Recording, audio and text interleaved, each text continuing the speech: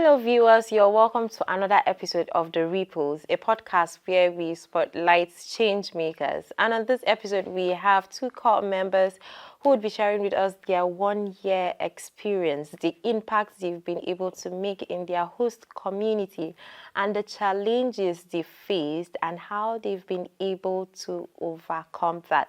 I have with me Victoria Udo Clement and Tunja Wungaka. Hello, Victoria. Yeah, hello, Ma. Yeah, so Victoria, take us through your journey in Adamawa State.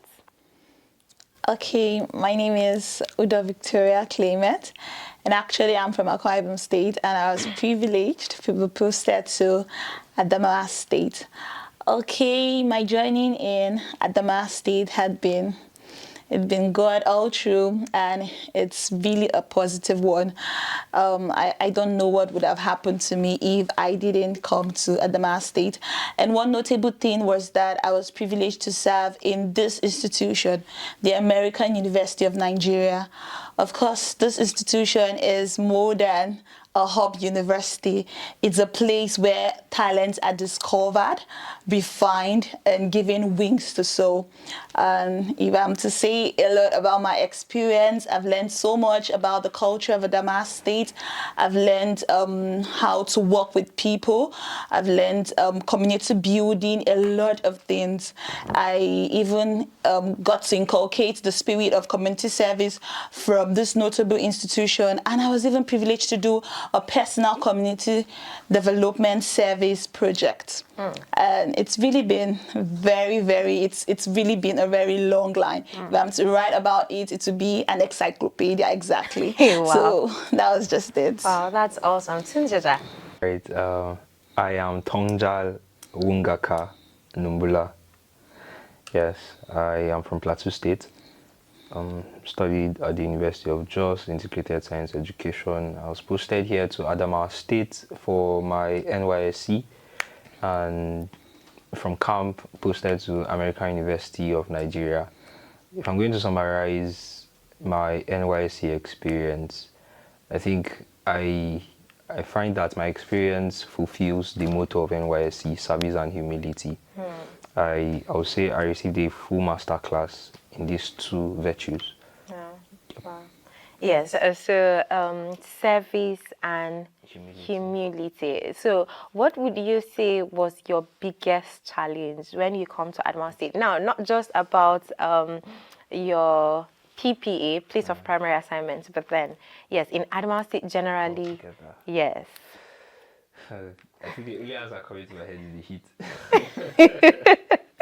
Yeah. It's the heat. Every other challenge felt adventurous, and I was able to surmount them. So, looking at them, I just consider them as adventures. Yeah. But the heat, I don't think I'll get used to it.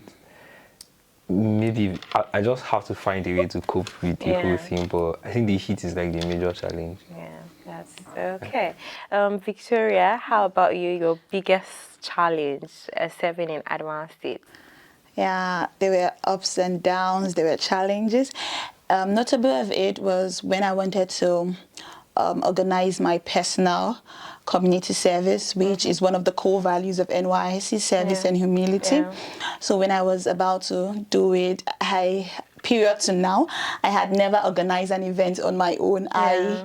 I had family people doing it, and I was just peer in it. And this time around, it was me headlong, having to coordinate people, having to talk to people to give support, and so many things. It was really, really cumbersome, but with the help of people, I learned how to communicate. I learned how to flow with people irrespective of everything, and by God's grace it was a success. I had the Adamawa State newspaper published it, and it was also published on the American University website. So among all the ups and downs, it was a fulfilled experience. Okay, so Victoria, you've talked about community service that you were able to pull through, and we know NYSC encourage young people to be agents of change. If you can just take us through one of the community developments that you were able to do in the community? What's that thing that you've done? Because you've said, oh, you've done something and it was published on, is it the Scope? And Yes, the yes, Scope yes. newspaper. So yeah.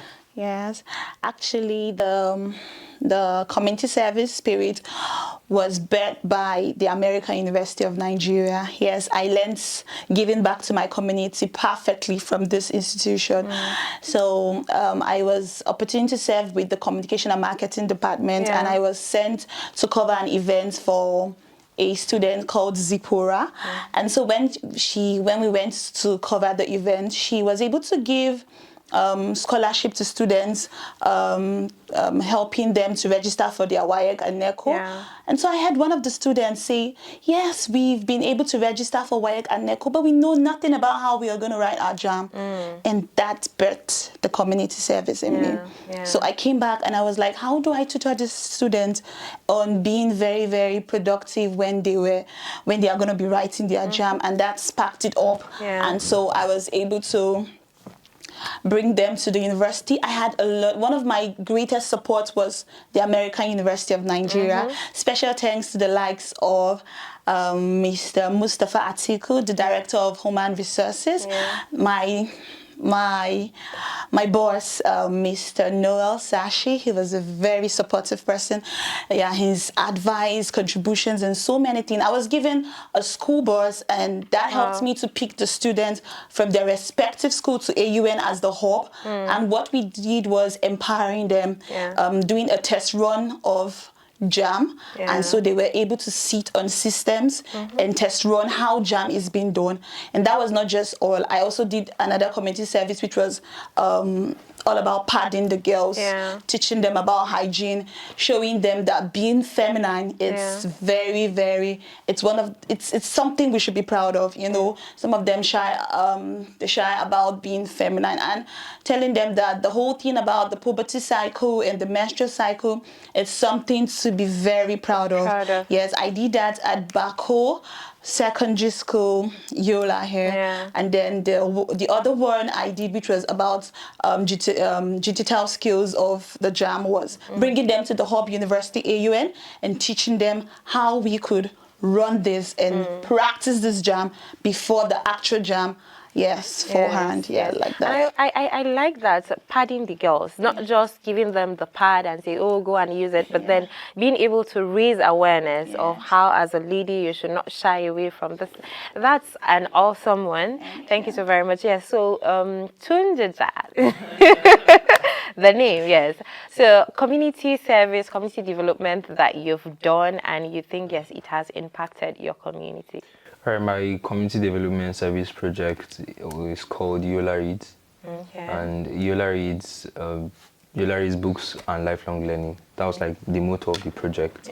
We did it from 7th June to 19th July, and the objectives were as follows: one, to bring together at least 100 students from secondary schools in Yola North and South, 13 secondary schools, and within that period of 6 weeks, we wanted to read a book, Genta Motion, a Genta Story by Lendun Tunchama. And the book simply captures the story of how a community library in Genta, a community in Jos, how the library was a response to the vices in Genta, because Genta was popularly known for teenage pregnancy, gangsterism, armed violence, all of the negative things you can think of amongst youth. So the library was established by some young people in the community as a way to correct that narrative in Genta. So we wanted to read that book with them, with the students here, to be able to spark up that desire for community development service in them as well. And then the other objective was to raise, to build a collection of at least 100 young adult books to donate to the National Library, where the entire reading sessions were held. We did that so that it will serve like as something to bring back those students again, even after the project is over. And then lastly, we also aimed at purchasing 100 chairs and donating to the library we're not able to achieve all of the objectives, especially purchasing the chairs. Yeah, but but every you were other thing able we're to do. able to. Yeah. And then the first one, that's bringing at least 100 students. We had just at least 15 students out of the target of 100. 15 of them showed up at least once for that period of 6 weeks. But the good thing about the project is that it has now evolved into a reading club, which is now called Yola Reads Reading Club. We meet at the National Library every Saturday from 10 a.m. to 1:30 p.m. Yeah. And we basically read for the entire 3 hours, read and converse. Wow, that's awesome. I like that, and then we have Corp members who are coming with the, should I say, mentality of just coming for this NYSC to chase money. You understand? My 1 year experience, I'm not going to give to my PPA. I just want to be cleared, and then maybe I'm doing my side hustles and all. But then you people, not just because I know for your primary place of assignment that you've mentioned, I know that's not possible, but with all the engagements you're able to give to your place of primary assignment, you were also able to pull some community service. What was your push? What was your drive? What would you advise others? Because we have core members who would come and tell you that, oh, if I'm going to serve and in my host, place of primary assignment, and I'm going to serve Mondays to Fridays, I can't do that, blah, blah, blah.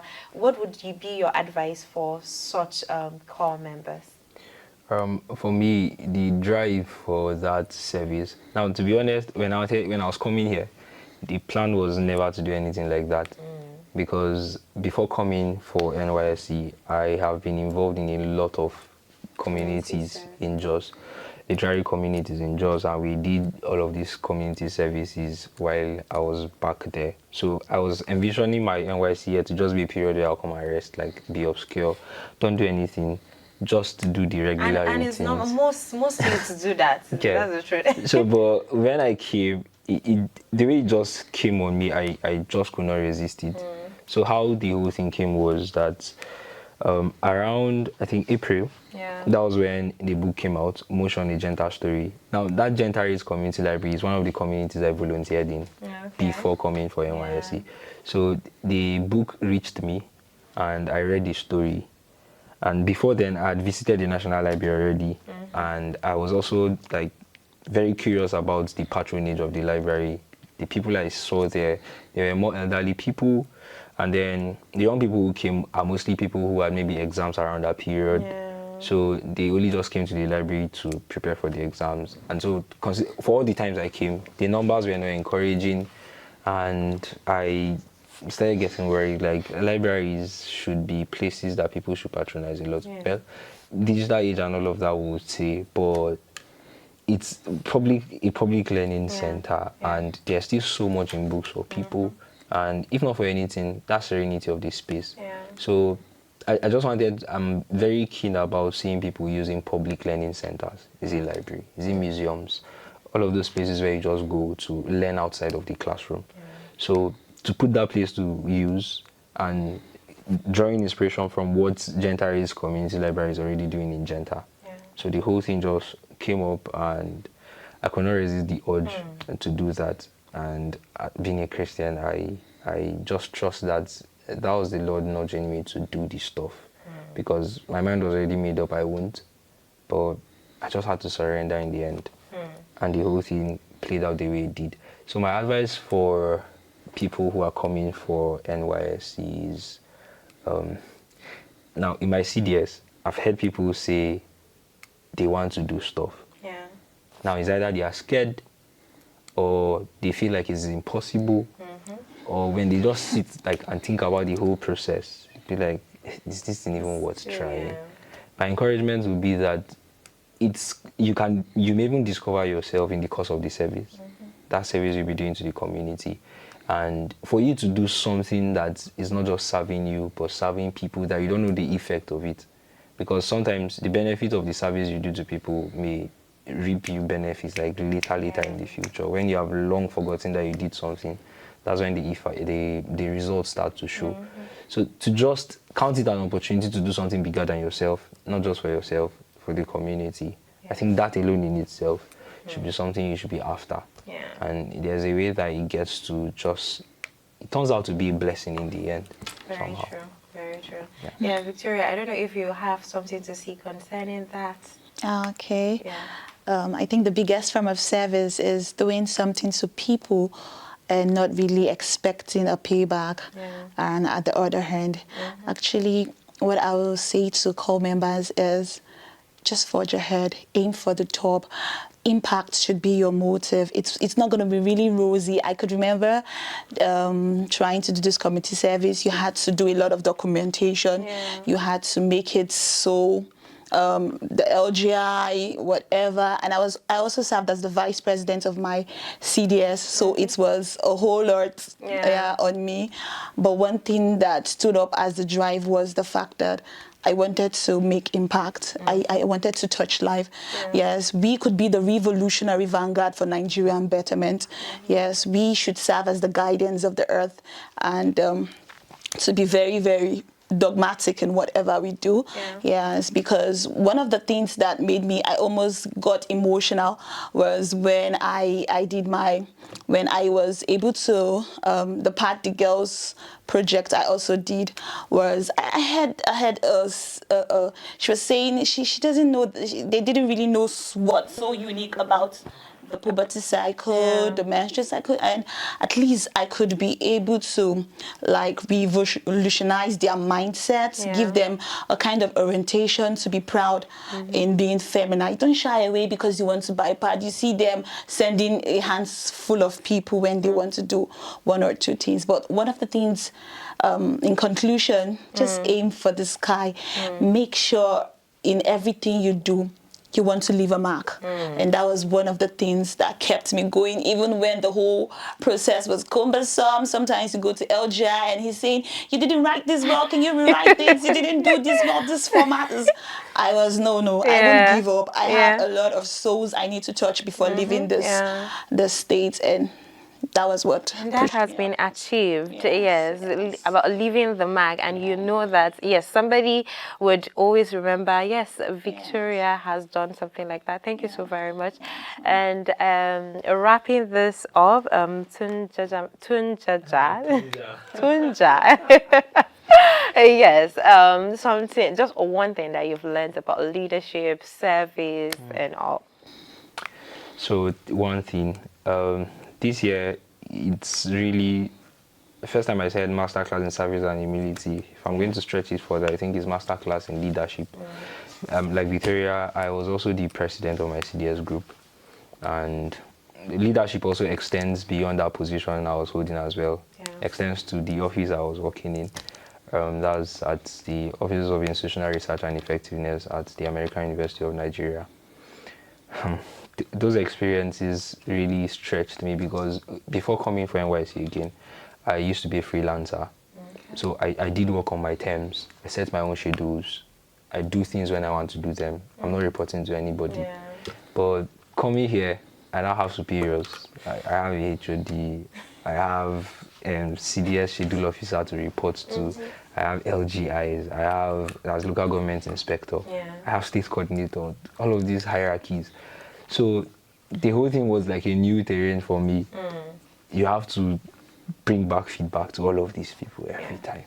So I was still struggling to keep back that space of being a freelancer. Like I do things on my own terms. So it landed me in some troubles. I procrastinated Which sometimes. And those were breaking moments for me. I actually cried sometimes, like in the nights when I go and I'm bashed for not doing something that I'm supposed to do right. And it really just humbled me the whole time. So that's why I'll keep saying that the motto of NYSC for service and humility, I think they actually achieved it. The purpose was achieved in my own life. Because right now I've learned that leadership requires sacrifice. And that sacrifice would also mean sacrificing your comfort zone, sacrificing your time, sacrificing the way you want things to be done, just so that things can be done right for the good of the system. So is, in one word, selflessness. And I'm so glad I came because the breaking was necessary, and I think I'm much better now. Thank you so very much, Tunja, for all the community service you've done and, of course, embracing learning. Thank you so very much, Victoria. Thank you. I really appreciate you guys giving your time to come and share your experience. I hope that is going to touch the lives of one or two people and, of course, Corp members that are also coming to serve. And to the Marketing and Communications Department, thank you so very much for making this possible for us to have individuals who come in to share their experience and how they are impacting the community. I really appreciate you guys, and I hope that this continues, that it doesn't just end here. And I, Blessing Morris, is saying bye for now.